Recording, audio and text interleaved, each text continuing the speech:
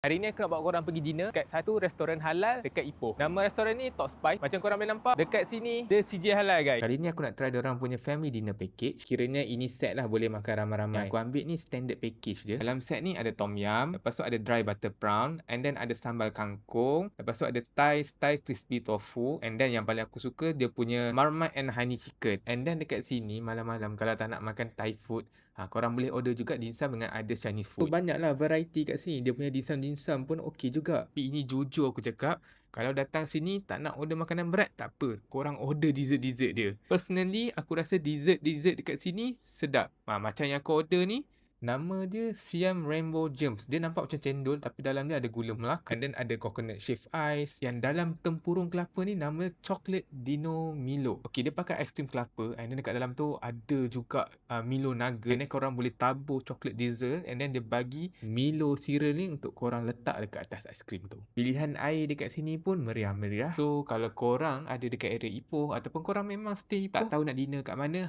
bolehlah datang makan dekat Top Spice ni.